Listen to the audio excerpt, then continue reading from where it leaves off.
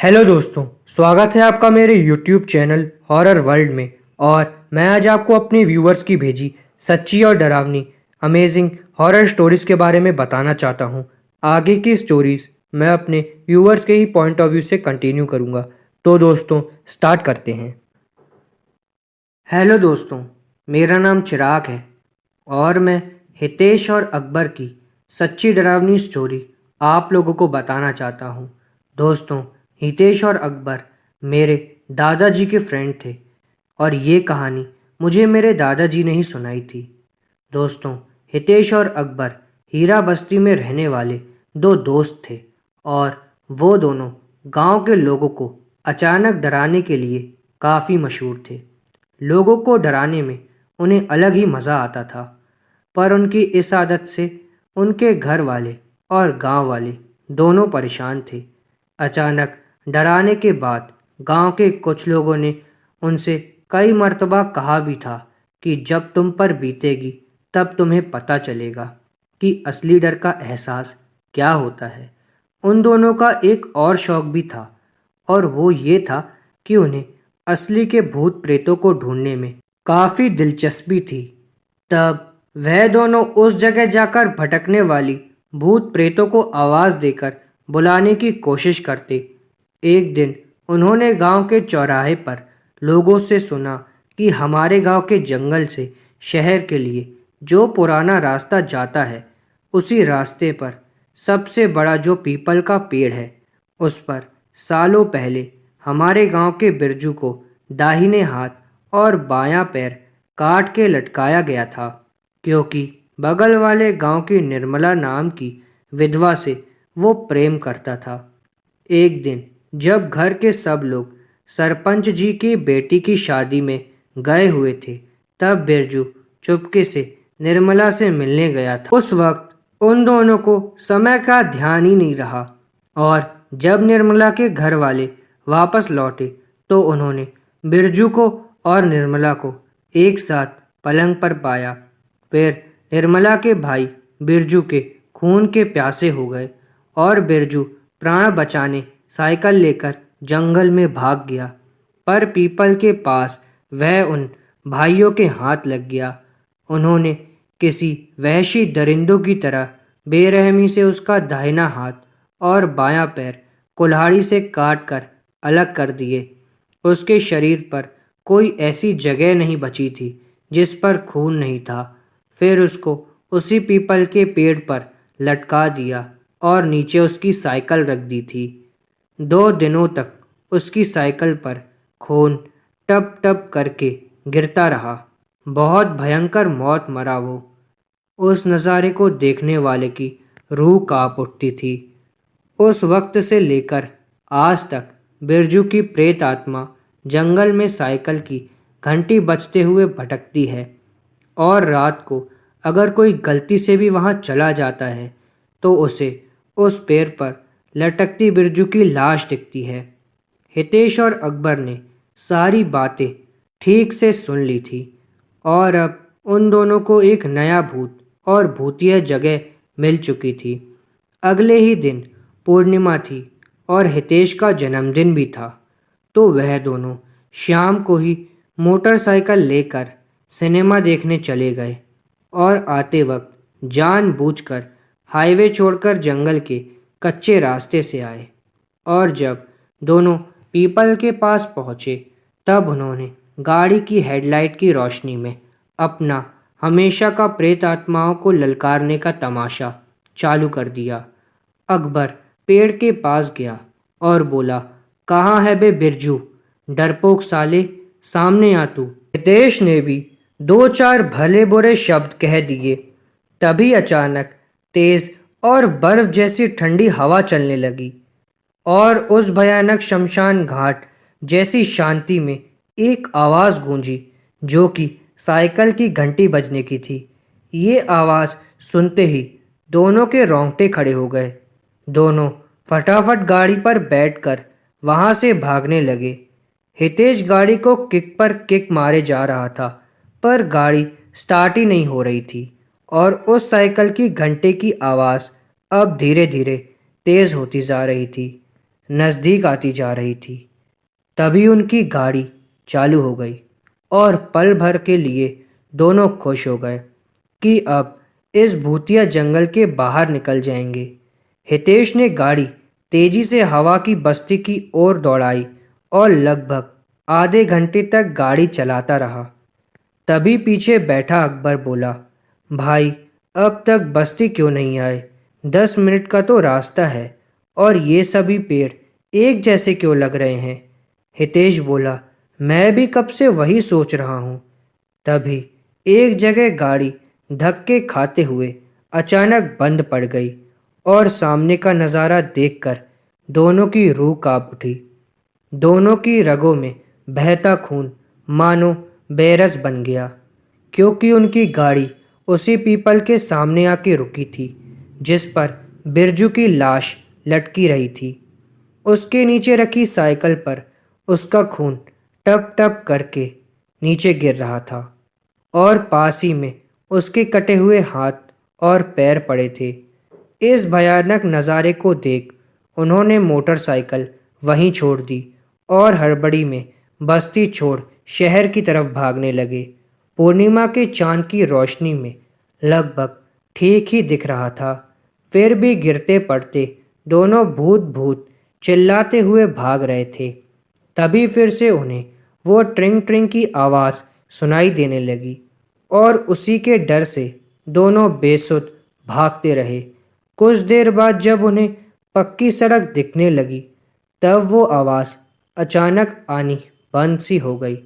आवाज़ बंद होने के बाद उन्हें लगा कि शायद प्रेत आत्मा की हद बस वहीं तक थी। उन्होंने खुद को थोड़ी तसल्ली दी और एक दूसरे का हाथ पकड़कर धीरे धीरे चलने लगे। रोड के नज़दीक पहुँचे ही कि उन्हें फिर से एक बार ट्रिंग ट्रिंग की आवाज़ सुनाई दी।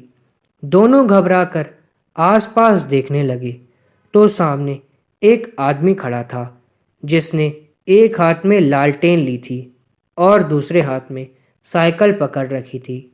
उसने पास आकर पूछा, अरे लड़कों, सुना तो ये हीरा बस्ती जाने का रास्ता कौन सा है? उस आदमी के मुंह से अपनी बस्ती का नाम सुनकर दोनों का खौफ थोड़ा कम हुआ। उन्होंने कहा, ये सामने वाली सड़क से जाइए, 40 मिनट का रास्ता है। दोनों को पसीने से नहाते देख उस आदमी ने हंसते हुए पूछा, तुम दोनों कहीं से दौड़ लगा कर आ रहे हो क्या, या फिर कोई प्रेत आत्मा देख ली? दोनों ने भी बिरजू और पीपल के पेड़ वाली सारी हकीकत बता दी।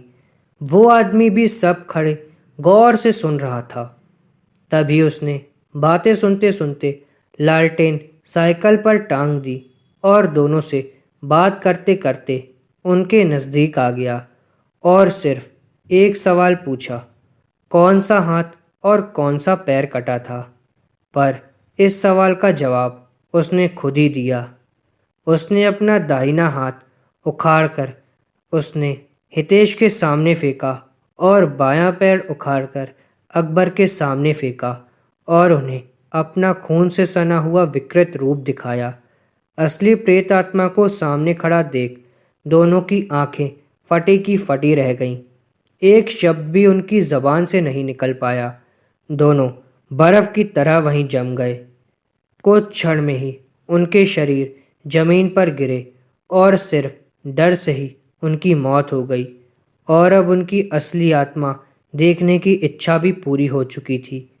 क्या आपकी कोई इच्छा है असली आत्मा देखने की?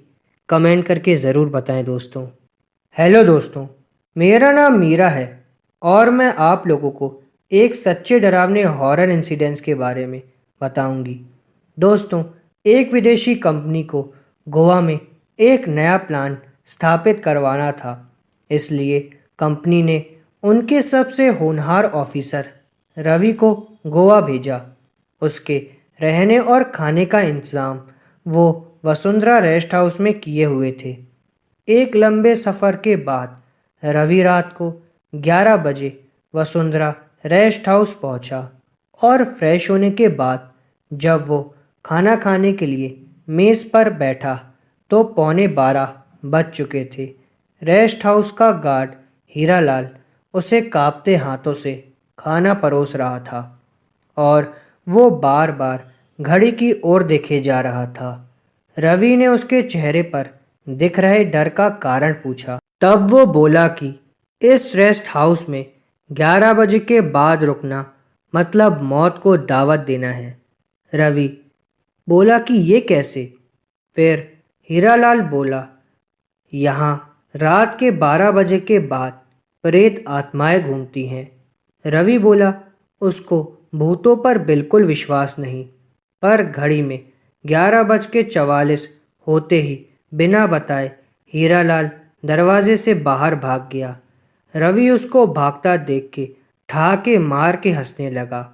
उसने आराम से खाना खत्म किया और सोने से पहले नहाने और ब्रश करने बाथरूम में गया। वो बाथरूम में टूथब्रश कर ही रहा था कि उसके अचानक बहुत ठंड महसूस होना शुरू हो गई। उसने इस बात पर गौर नहीं किया कि मई के महीने में इतनी ठंड कैसे। ब्रश करने के बाद वो नहाने चला गया। शावर लेते वक्त उसे ऐसा लगा कि बाथरूम में और भी कोई है, पर इस बात को उसने अपना वहम माना और नहाने लगा। तभी अचानक बंगले की लाइट चली गई और नहाते नहाते रवि किसी से टकरा के बाथरूम में ही गिर पड़ा। चोट लगने पर वो जोर से चिल्लाया, पर उसकी दर्द भरी आवाज़ सुनकर भी हीरालाल अंदर नहीं आया। रवि नहाकर अंधेरे में ही गिरते पड़ते बाथरूम से बाहर निकला। तब तक लाइट आ चुकी थी। उसको हीरालाल पर बहुत गुस्सा आ रहा था, क्योंकि उसकी आवाज़ सुनकर भी उसे देखने नहीं आया। वो टॉवेल लपेटकर बाहर आया और वो जैसे ही हीरालाल को देखा तो हीरालाल आंखें बंद करके कमरे में बैठा हुआ था। रवि ने उसको बुरा भला सुनाया और सुबह काम से निकलवाने की धमकी दी, पर हीरालाल ने कोई जवाब नहीं दिया। वह बस अपनी जगह आंख बंद करके बैठा रहा। वो वैसे ही पैर पटकते हुए जाकर सो गया। अगली सुबह रवि की आंख बहुत शोर शराबे में खुली। आवाज़ें सुनकर वह कमरे से बाहर निकला। रवि को दिखा कि उसके ऑफिस के लोग और पुलिस घर में घूम रहे हैं। हीरालाल वहीं दरवाजे के पास खड़ा था। रवि ने उससे जाकर पूछा, ये सब लोग यहाँ क्या कर रहे हैं और ये पुलिस यहाँ क्यों आई है? पर इस बार भी हीरालाल ने कुछ जवाब नहीं दिया। फिर उसे स्ट्रेचर लेकर 2 बॉय बाथरूम में जाते दिखे। रवि ने भी उनके पीछे पीछे जाकर वहां देखा। वहां पर पुलिस और कंपनी के मालिकों ने घेरा बनाया था। रवि चिल्ला रहा था कि क्या हो रहा है, मुझे भी बताओ, पर रवि की आवाज़ किसी को सुनाई नहीं दे रही थी। और जब रवि ने खुद जाकर देखा कि वहाँ क्या है, फिर जो नज़ारा उसने देखा, उसे देखकर उसकी आंखें फटी की फटी रह गईं, क्योंकि बाथरूम में रवि की ही लाश पड़ी थी और वो रवि की आत्मा ही थी जो इतनी देर से दूसरों पर चिल्ला रही थी, पर वो खुद नहीं जान पाई कि वो अब शरीर से निकल चुकी है। दोस्तों, ये बिल्कुल सच्ची स्टोरी है। दोस्तों, मेरा नाम अखिलेश है और ये एक सच्ची भूतिया कहानी है जो 4 अगस्त 1977 मेरे जन्मदिन पर हमारे साथ कोंकण में घटी थी, जब हम 3 दोस्त राजू, माधव और मैं मेरे जन्मदिन पर पार्टी के लिए गांव में कोई एकांत जगह ढूंढ रहे थे जहां पार्टी करते हुए घर वाले या गांव वाले हमें पकड़ ना ले। उस दिन मेरा दोस्त माधव बोला, क्यों ना हम गांव के पुराने खंडहर में पार्टी करें। तभी राजू बोला, नहीं, वहां पर पहले एक तांत्रिक पिशाच साधना और भूत प्रेत उतारने का काम करता था और एक दिन खंडहर से वो तांत्रिक रहस्यमय ढंग से अचानक गायब हो गया था और उस दिन से आज तक कभी नहीं दिखा। अब उस जगह पर भूत प्रेतों का आवाज़ है। मैं बोला, उस घटना को बीते हुए बहुत साल हो गए हैं। आज वह सिर्फ एक पुराना खंडर है दोस्तों। और भूत प्रेतों की अफवाहें होने की वजह से हमें वहाँ कोई ढूंढ भी नहीं पाएगा। उस वक्त मेरी बात में माधव ने भी हाँ में हाँ मिला दी। फिर हम दोनों ने राजू को भी वहाँ जाने के लिए मना लिया। शाम को ठीक 7 बजे एक बड़ी चार्जिंग बैटरी और शराब की बोतलें लेकर सेलिब्रेशन करने उस तांत्रिक वाले भूतिया खंडहर पहुँचे हम लोग। तब मैं और माधव भूत प्रेतों पर यकीन नहीं किया करते थे। उस शाम हुआ ये था कि जब मैंने हमारे ग्लास भरकर रखे हुए थे, तब माधव रेडियो पर धीमी आवाज़ में गाने लगाने में व्यस्त था और राजू डर के मारे उस भूतिया खंडहर में इधर उधर देख रहा था। मैंने तीनों के ग्लास फुल कर दिए थे, पर जब सब ने चीयर्स करने के लिए अपना अपना ग्लास उठाया, तब तीनों के तीनों ग्लास खाली थे। मैं चौंक गया। वह दोनों मेरी तरफ शक की नज़र से देखने लगे और कहा कि हमारे हिस्से की भी तू पी गया। मैं कंफ्यूज हो गया कि ये क्या हुआ। गुस्से में मैंने माधव को कहा, अब तू ग्लास भर, और राजू को कहा, तू नज़र रख। उसने मेरे सामने फिर से ग्लास भरे, पर जब फिर से हमने ग्लास उठाए और चीयर्स किया, तब फिर से तीनों के तीनों ग्लास खाली थे। यकीन करें, सबकी आंखें फटी की फटी हो चुकी थी उस समय। माधव और मुझे पसीने आने लगे। राजू का तो रोना ही निकल गया। फिर हमें यकीन हो ही गया कि राजू की बात सच थी। खंडहर पर सच में कोई भूत प्रेत का साया था। फिर हमने सारा सामान उठाया और खंडहर से बाहर निकलने के लिए सर पर दौड़ लगाई, पर लगभग 20 मिनट तक हमें बाहर का रास्ता ही नहीं मिल रहा था। कुछ भी करके हम उस भयानक जगह से निकल नहीं पा रहे थे। मानो किसी भूल भुलैया में या किसी छलावे में हम फंस चुके थे। हम बार बार चक्कर काट कर एक ही जगह पर पहुंच जा रहे थे। तब भागते भागते माधव को किसी का धक्का लगा और वो जमीन पर जा गिरा। उसे धक्का खा के जमीन पर गिरते हमने देखा था। उसी वक्त उसके हाथ से एक बोतल जमीन पर फूट गई और शराब जमीन पर फैल गई। तभी कुछ ही सेकंड्स सारी शराब भाप बनकर उड़ गई, जैसे कि किसी अदृश्य काली शक्ति ने पी ली हो। फिर राजू बोला, हमारे पास जितनी भी बोतलें और चकना है, सब यहीं छोड़ दो। हमने वैसा ही किया। फिर जाकर हम उस प्यासी आत्माओं के खंडर से बाहर निकल पाए। उस दिन पहली बार मुझे और माधव को अमानवीय उन शक्तियों पर यकीन करना ही पड़ा। तब से हम किसी भी पुरानी भूत प्रेत वाली जगह से दूर ही भागते हैं दोस्तों। और एक बात मेरे समझ में आई, हम में कितना भी साहस हो तो भी इन काली शक्तियों को हमें कभी भी नहीं छेड़ना चाहिए। नमस्कार दोस्तों, आज मैं आपको एक ऐसी घटना से परिचित करवाने जा रहा हूँ जिसके पीछे का क्या कारण है ये तो मुझे भी नहीं पता, लेकिन गांव के लोग इसे अपने पूर्वजों की आत्मा से जुड़ा राज मान रहे हैं। गोरखपुर, जो कि उत्तर प्रदेश के पास एक छोटा सा गांव है, इस गांव की लगभग 5 एकड़ ज़मीन पूरी तरह खाली पड़ी है।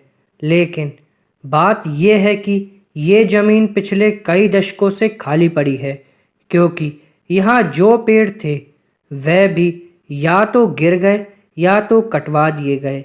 इस ज़मीन पर कहा जाता है 2 बड़ी बड़ी हांडियाँ घूमती रहती हैं। 2 हांडियाँ जिनका मुंह एक दूसरे से जुड़ा हुआ है और वह इस जुड़े हुए मुंह के साथ पूरी ज़मीन का चक्कर लगाती है। जो भी उन हांडियों को पकड़ने की कोशिश करता है उसे असफलता ही हाथ लगती है। वो किसी के हाथ नहीं आती और कहाँ छिप जाती है ये कोई नहीं जानता। अब आप सोच रहे होंगे कि ये तो कहानी मनगढ़ंत होगी, पर इसके पीछे कोई गहरा राज है। जी हाँ, इन हांडियों के वहाँ विचरण करने के पीछे एक गहरा राज है दोस्तों। और गांव वालों के अनुसार वह राज है धन और दौलत। गांव वालों का कहना है कि एक विशिष्ट परिवार के छुपे हुए खजाने की रक्षा करने के लिए ही ये हांडियां उस जमीन पर घूमती हैं। ऐसी मान्यता है कि अगर कोई वस्तु एक लंबे समय तक जमीन में गड़ी रहती है तो उसमें जान आ जाती है। और ऐसा ही कुछ हुआ इन हांडियों के साथ। पहले के ज़माने में जब ना तो बैंक हुआ करते थे और ना ही कोई लॉकर, तो परिवार के लोग अपनी धन दौलत को ज़मीन में गाड़ देते थे। काफ़ी समय तक ज़मीन में गड़े इस खजाने की जब किसी ने खोज खबर नहीं ली तो वह खजाना जीवित हो उठा और उस ज़मीन पर भ्रमण करने लगा। अब आप भी सोच रहे होंगे कि ये इतना बड़ा खजाना होने के बावजूद यहाँ किसी ने उन हांडियों को पकड़ने की कोशिश की या नहीं की। तो इस सवाल का जवाब हम आपको देते हैं कि कोशिश तो की, लेकिन वह हांडियाँ किसी के हाथ आने को तैयार ही नहीं है। कहते हैं कि इन हांडियों में उस परिवार के पूर्वजों की आत्मा है, जो वह जिसे अपने उत्तराधिकारी के रूप में स्वीकार करेंगे उसे ही वो अपना खजाना सौंपेंगे। और अगर किसी ने जबरन उन हांडियों को पकड़ने की कोशिश की तो इससे जान का भी खतरा हो सकता है। अभी तक उस परिवार की सभी पीढ़ियां इस खजाने को पाने के लिए हांडियों को काबू में करने की कोशिश कर चुकी हैं, लेकिन किसी को भी हांडियां हाथ में नहीं आ रही। हाय दोस्तों, मेरा नाम निक है और आज मैं आपको कुछ सच्चाई बयां करना चाहता हूँ। दोस्तों, आत्माएं होती हैं या नहीं होती हैं, ये तो बस वही बता सकता है जिसने कभी कुछ ऐसा महसूस किया हो। वैसे आमतौर पर लोगों का यही मानना होता है कि भूत वगैरह कुछ नहीं होते। कुछ समय पहले तक अमेरिका के न्यूपोर्ट की रहने वाली एक महिला को भी यही लगता था, लेकिन उसके 2 साल के बेटे ने एक ऐसी खौफनाक कहानी सुनाई जिसने उसे आत्माओं के अस्तित्व पर भरोसा करने पर मजबूर कर दिया। दोस्तों, ट्रिकिया जॉर्डन नाम की महिला ने बताया कि उसका 2 वर्ष का बेटा लूका को मरे हुए लोग दिखाई देते हैं। इतना ही नहीं, वो उनसे बात भी करते हैं। इस बात का पता उन्हें तब चला जब लूका महज 2 साल का था। महिला ने बताया कि लूका को अचानक उसकी दादी दिखने लगी, जबकि उनकी मौत तभी हो गई थी जब लूका 1.5 साल का था। इसके कुछ ही महीनों बाद वो अजीब अजीब सी हरकतें करने लगा। एक दिन उसने अपनी माँ से बताया कि उसे सुबह उसकी दादी ने उठाया। ये सुनकर ट्रिकिया काफ़ी घबरा गई, क्योंकि ये वो वक्त था जब लूका अभी बोलना सीख ही रहा था और मुश्किल से वो 2-4 शब्द ही बोल पाता था। ट्रिकिया ने बताया कि उस घटना के कुछ दिनों बाद उसने एक गाना गुनगुनाना शुरू कर दिया। ये गाना सुनकर तो महिला के रोंगटे खड़े हो गए और वो काफ़ी डर गई, क्योंकि लूका जिस गाने को गुनगुना रहा था वो उसकी दादी उसके पैदा होने से पहले गाया करती थी। एक और घटना का जिक्र करते हुए महिला ने बताया कि तब लूका 4 साल का हो चुका था और वो अब कार से कहीं जा रहा था। इसी बीच लूका ने एक घर के सामने कार रुकवा दी और कहने लगा कि इस घर में मार्टिन नाम का एक व्यक्ति रहता था, जिसकी मौत आग लगने से हो गई थी। लूका ने बताया कि मार्टिन अभी भी वहीं रहता है। ये सुनकर तो ट्रिकिया डर के मारे थर-थर कांपने लगी और उसने बिल्कुल भी देर न करते हुए गाड़ी स्टार्ट की और आगे बढ़ा ली। मार्टिन वाली घटना ने ट्रिकिया को अंदर से हिलाकर रख दिया था। हालांकि उसने सच्चाई जानने के लिए जनगणना रिपोर्ट की जांच की और आसपास के लोगों से भी पूछताछ की, तो पता चला कि सच में मार्टिन की मौत आग लगने से ही हुई थी। ट्रिकिया बताती है कि अब उन्होंने भी इस बात का स्वीकार कर लिया है कि लूका मरे हुए लोगों को देख सकता है, उनसे बातें भी कर सकता है, क्योंकि उसके पास कोई न कोई शक्ति ज़रूर है।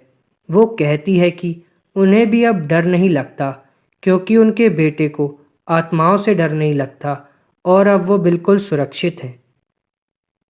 हाय दोस्तों, मेरा नाम मयंक है और ये कहानी दिल्ली विश्वविद्यालय के कॉलेज कैंपस में हुई घटना के बारे में है।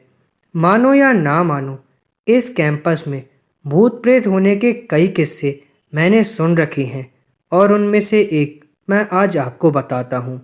कॉलेज हॉस्टल के रूम नंबर 91 के एक छात्र निकुंज बताते हैं कि कुछ दिन पहले एक रात को जब मैं सो रहा था तो अचानक जोर से भयानक आवाज़ें सुनाई देने लगीं और उसी आवाज़ के कारण मैं जाग उठा और मैंने अपने चारों ओर देखा, लेकिन कुछ भी नहीं था।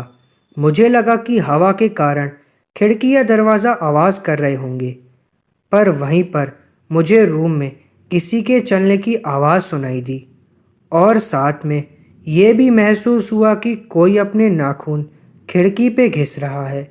जब मैंने दूसरी ये बात की जांच करवाई तो मालूम पड़ा कि 9 साल पहले एक छात्र अरुण ने आत्महत्या की थी और तब से लेकर आज तक उसकी आत्मा इसी रूम में घूम रही है और इस बात की पुष्टि कई छात्रों ने की। ऐसे ही एक दूसरी घटना, ये घटना सन 1998 की उसी हॉस्टल की है और ये बात की जानकारी उसी कॉलेज के ग्रुप ने बताई थी कि अभिजीत करके एक विद्यार्थी उसे एक कुत्ते को अपने रूम में पाल रखा था, लेकिन कुछ करने से उस कुत्ते की मौत हो गई। अभिजीत उस कुत्ते को लेकर पास के जंगल में दफनाने के लिए गया था। वापस आकर अपने रूम में जाकर वो सो गया, फिर कभी उठा ही नहीं। वो अभिजीत की मौत कैसे हुई, आज भी वो एक बहुत बड़ा रहस्य है।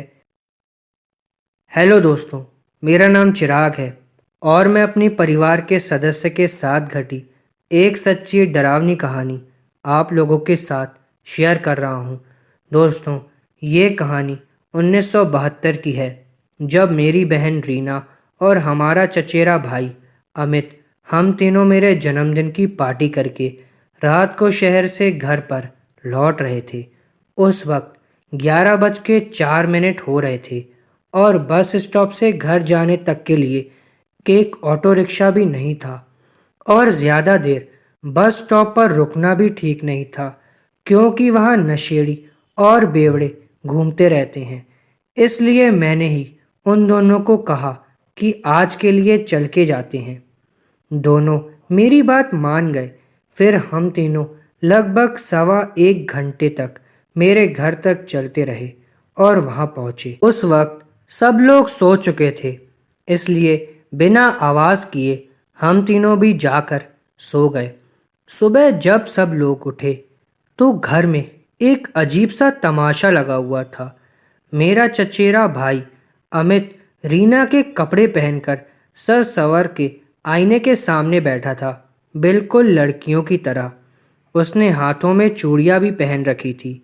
उन्हीं को वो बार बार कान के पास खनका रहा था, जैसे लड़कियां करती हैं। उसे ऐसा देखकर सब लोग अवाक थे कि अमित ऐसा क्यों कर रहा है। और जब मेरे संपत चाचा अमित के पिता उसके पास जाकर गुस्से में बोले कि अमित, सुबह सुबह तुमने ये क्या नाटक लगा रखा है, फिर अमित ने मुड़कर जिस भयानक नज़र से संपत चाचा को देखा, उससे वो 2 कदम पीछे हट गए। मैं भी ठीक उनके पीछे ही खड़ा था। उसकी आंखें जैसे अंगारा बरस रहा हो वैसे थीं और अमित साफ साफ एक लड़की की आवाज़ में चाचा को बोला, तू कौन है बे, जो मेरे ही घर में मुझे डांट रहा है। ये सुनकर मेरे चाचा का माथा सनक गया और जब उन्होंने उसे मारने के लिए हाथ उठाया तब अमित ने उनका हाथ पकड़ के मरोड़ दिया और फिर एक बड़े बुजुर्ग आदमी की भारी आवाज़ में बोला, मेरी बेटी पर हाथ उठाने की तेरी जुर्रत कैसे हुई? और चाचा को एक कस के कंटाप मारा और बोला, ए चल जा, मेरे लिए अंग्रेजी शराब की बोतल और एक तली हुई मुर्गी ला। वो कंटाप इतनी जोर से लगा कि चाचा को चक्कर आने महसूस हुए। इसलिए जब चाचा उसके सामने वाली कुर्सी पर सिर पकड़कर बैठ गए, तब अमित एकदम से बोला, क्या हुआ पापा? सिर दुख रहा है क्या? आपके लिए दवाई लाऊं? ये विचित्र नज़ारा देखकर हम सब लोग बहुत हैरान हो गए, क्योंकि अमित जितना अपने पापा की इज्जत करता था उतनी और किसी की नहीं करता, पर आज उसने अपने पिताजी पर हाथ उठा दिया। संपत चाचा को तो जैसे सदमा लग गया हो। बाद में अमित फिर से आईने के सामने जाकर सजने संवरने लगा। उधर रीना रूम से बाहर निकली। सबको एक जगह खड़ा देखकर उसने पूछा, सब लोग ऐसे क्यों खड़े हैं? फिर उसकी नज़र अमित पर गई। फिर उस पगली ने गुस्से में आकर उसके बाल नोच डाले और टपली मारकर बोली, अभी के अभी मेरा ड्रेस उतार और बेकअप का बॉक्स तो छूना भी मत। सब रीना को मना कर रहे थे कि उसके पास खड़ी मत रहो, पर उसको तो सिर्फ अपनी ड्रेस की पड़ी थी। फिर अमित ने कुर्सी से उठकर उसको भी कंटाप बजा दिया। उसके कान से तो सीधा खून निकला। फिर रीना अपने कान पकड़कर एक जगह शांत बैठ गई और जैसे अब वो सुन्न पड़ गई हो। फिर अमित ना जाने कैसे अचानक बेहोश होकर ज़मीन पर गिर गया। फिर मैंने ही उसे उठाकर बेड पर लिटा दिया। उसके बाद तकरीबन आधे घंटे के बाद उसे होश आया। उठते ही पूछा, मुझे ये रीना के कपड़े किसने पहनाए हैं? मैंने कहा, तुमने खुद ही पहने हैं, और आज तो तूने संपत चाचा और रीना को भी मारा है। वह बोला, मैंने ऐसा कुछ भी नहीं किया, मैं तो अभी अभी सोकर उठा हूँ। ये सुनकर तो सबको झटका लगा। उसके बाद दोपहर तक ऐसा ही चलता रहा। कभी रीना की ड्रेस पहनता तो कभी अंग्रेजी शराब और तली हुई मुर्गी मांगता वो। कभी भारी आवाज़ में बात करता तो कभी लड़की की आवाज़ में बोलता। फिर पड़ोस वाली निर्मल आंटी ने ये सब नज़ारा देखा तो वो बोली कि इस पर भूत प्रेत का साया है और वही अमित से ये सब करवा रही है। फिर उन्होंने उनके पहचान के एक ओझा बाबा को घर बुलवा लिया। बाबा ने अमित की सारी हरकतें देखकर कहा, इस पर एक मरे हुए बाप और बेटी का भूत चढ़ा है। उन दो प्रेत आत्माओं की अकाल मृत्यु हो गई थी और अभी तक उनकी प्रेत आत्माएं इस संसार से मुक्ति पाने के लिए भटक रही हैं। फिर उन्होंने पूछा कि कल रात को ये लड़का कहाँ गया था।